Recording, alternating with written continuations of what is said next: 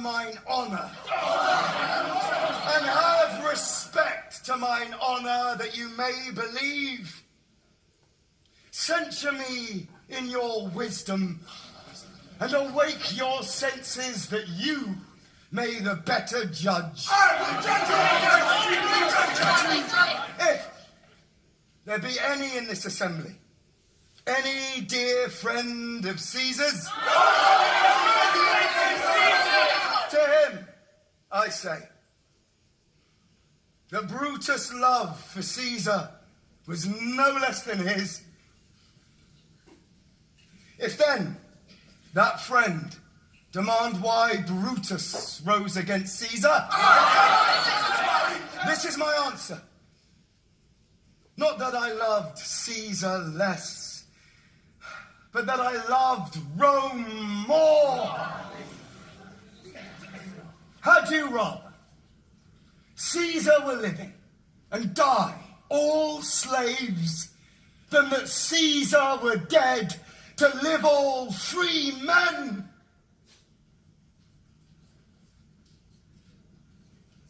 As Caesar loved me, I weep for him. As he was fortunate, I rejoice at it.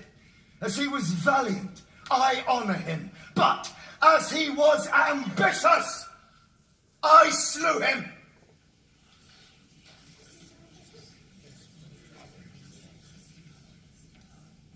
There's tears for his love, joy for his fortune, honour for his valour, and death for his ambition. Who is here so base that would be a bondman? If any, speak. For him have I offended. Who is here so rude that would not be a Roman? If any, speak. For him have I offended. Who is here so vile that will not love his country? If any, speak. For him have I offended. I pause for a reply. None, Brutus! None! None have I offended. I have done no more to Caesar than you shall do to Brutus. The question of his death is enrolled in the Capitol. His glory not extenuated wherein he was worthy, nor his offences enforced, for which he suffered death. Here comes his body, mourned by Mark Antony, who, though he had no hand in Caesar's death, shall receive the benefit of his dying, a place in the commonwealth, as which of you shall not? With this I depart, as I slew my best lover for the good of Rome. I have the same dagger for myself, when it shall please my country to need my death.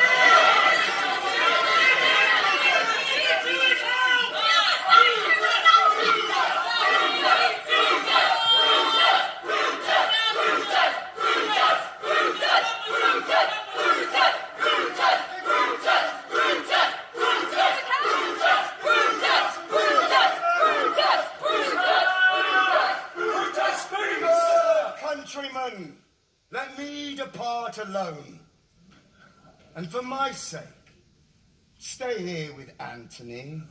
Do grace to Caesar's corpse, and grace his speech, tending to Caesar's glories, which Mark Antony, by our permission, is allowed to make. I do entreat you, not a man depart, save I alone, till Antony have spoke. Stay, Hall, let us hear Mark Antony. Let him go on. Here's Antony, go on.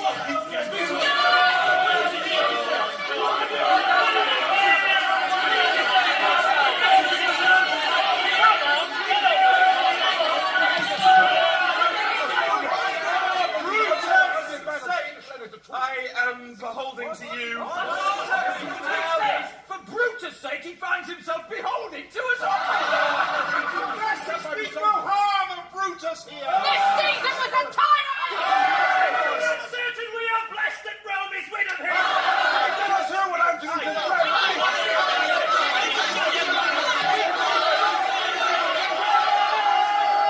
Romans, countrymen, lend me your ears.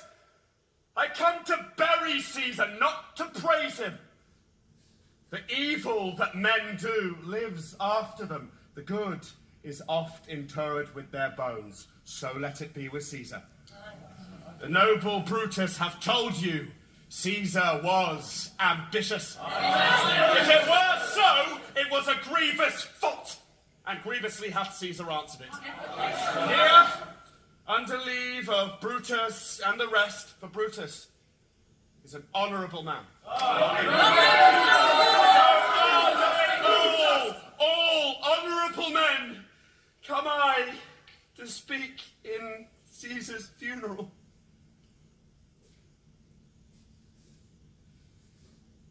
He was my friend. Faithful and just to me. But Brutus says he was ambitious, and Brutus is an honourable man. He hath brought many captives home to Rome, whose ransoms did the general coffers fill. Did this in Caesar seem ambitious? When that the poor have cried, Caesar hath wept. Ambition should be made of sterner stuff. But Brutus says he was ambitious, and Brutus is an honourable man. You all did see that under Lupercal I thrice presented him a kingly crown, which he did thrice refuse. Was this ambition? Yet Brutus says he was ambitious, and sure he is an honourable man. I speak not to disprove what Brutus spoke, but here I am to speak what I do know. You all did love him once. Not without cause. What cause withholds you then to mourn for him? Oh, judgment, thou art fled to brutish beasts, and men have lost their reason. Bear with me.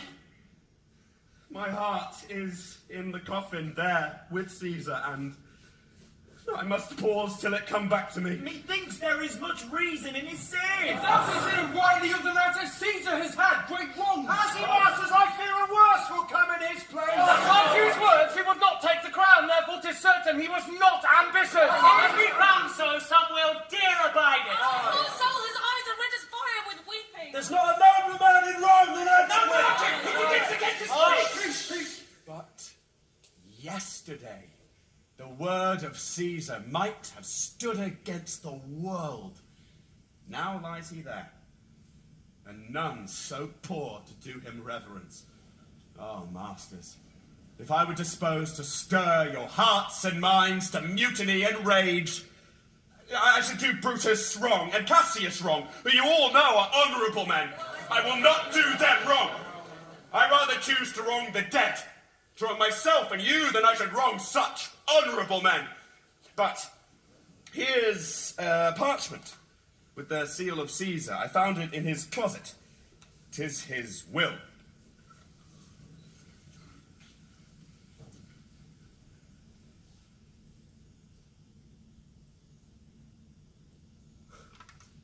Let but the commons hear this testament, which, pardon me, I do not mean to read. And they would go and kiss dead Caesar's wounds and dip their napkins in his sacred blood, yea, beg a hair of him for memory, and dying, mention it within their wills, bequeathing it as a rich legacy unto their issue. Well, hear it, Mark Antony. Patience, gentle friends, I must not read it. It is not meet you know how Caesar loved you. You are not wood, you are not stones, but men. And being men, hearing the will of Caesar, it will inflame you, it'll make you mad. It is good you know not that you are his heirs. But if you should, what would come of it? Read the will! Read the will! tell you of it. I fear I wronged the honourable men.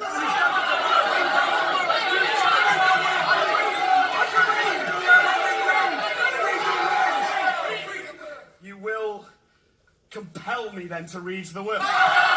Then make a ring about the corpse of Caesar and let me show you him that made the will. Shall I descend and will you give me leave?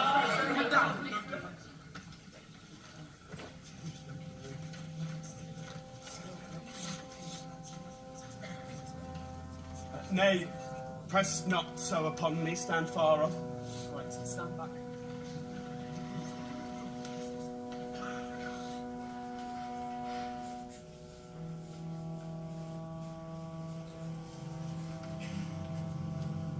If you have tears, prepare to shed them now.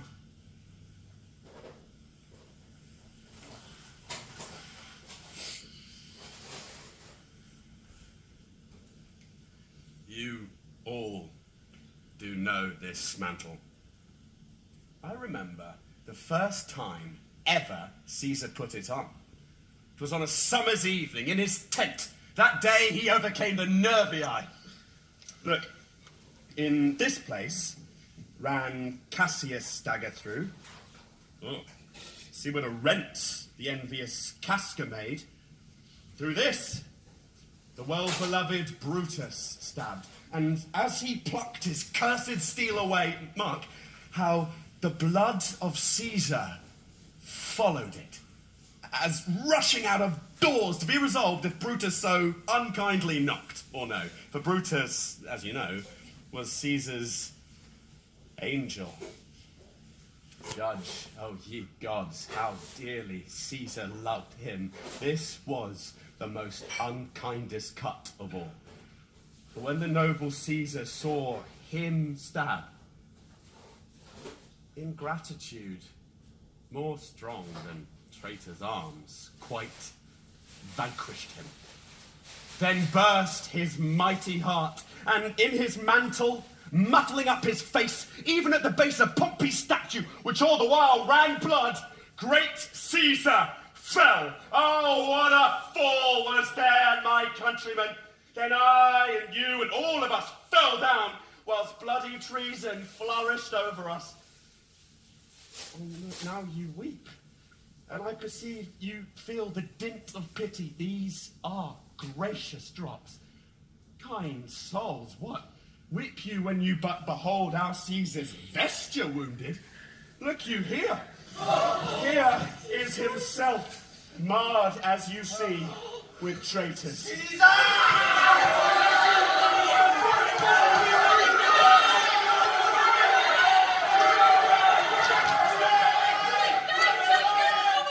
My good friends, sweet friends, let me not stir you up to such a sudden flood of mutiny.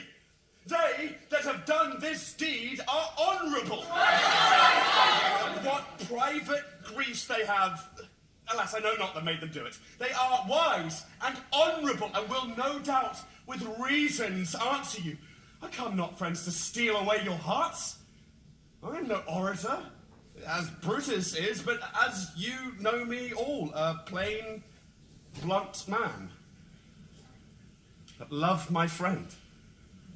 And that they know full well that gave me public leave to speak of him. For I have neither wit nor words nor worth, action nor utterance, nor the power of speech to stir men's blood. I only speak right on.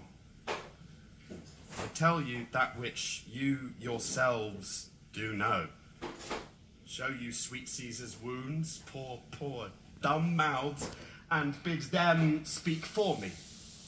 But were I Brutus, and Brutus Antony, there were an Antony would ruffle up your spirits, and put a tongue in every wound of Caesar's that should move the stones of Rome to rise and mutiny.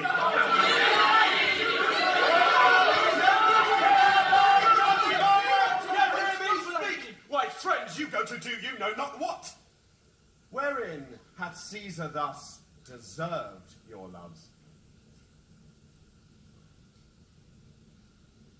Alas, you know not. I must tell you then. You have forgot the will I told you of. Here is the will, and under Caesar's seal. To every Roman citizen he gives,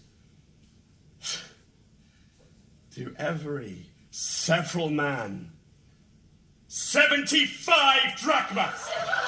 Yet, hear me with patience. Moreover, he hath left you all his walks, his private arbours, and new planted orchards on this side Tiber. He hath left them you and to your heirs forever. Common pleasures to walk abroad and recreate yourselves. Here was a Caesar. When comes such another? Away! We'll fire the traitors' houses! Take off the body! Caesar! Caesar! Caesar! Caesar! Caesar! Caesar! Caesar! Caesar! Caesar! Caesar! Caesar! Now, let it work. Mischief, thou art afoot. Take thou what course thou wilt.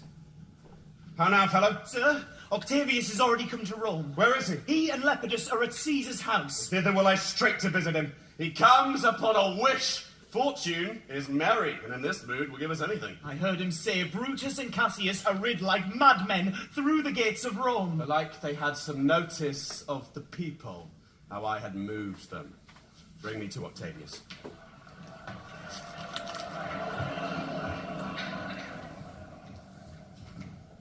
I dreamt tonight that I did feast with Caesar, and things unluckily charge my fantasy. I have no will to wander forth of doors, yet something leads me forth.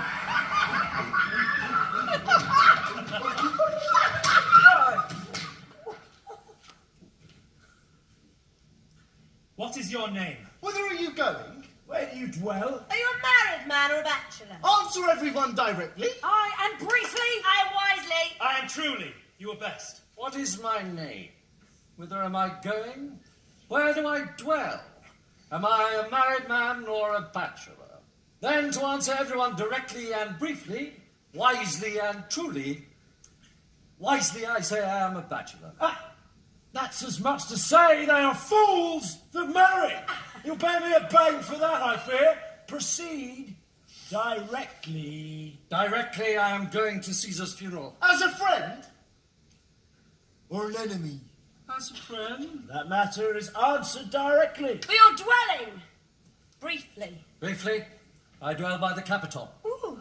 Your name, sir? Truly. Truly. My name is Cinna. Tear him to pieces. He's a conspirator. I am Cinna the poet. I am Cinna the poet! Tear him for his bad verses. Tear him for his bad verses. I am not Cinna the conspirator! It is no matter. His name is Cinna. But his name out of his heart and turn him going.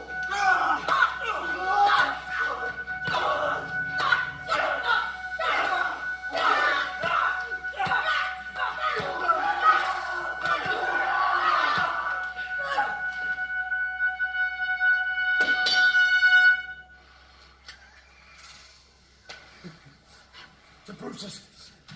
To Cassius, burn all! Come to Decius' house. Come to Cascus. Come to Ligarius. Away, go.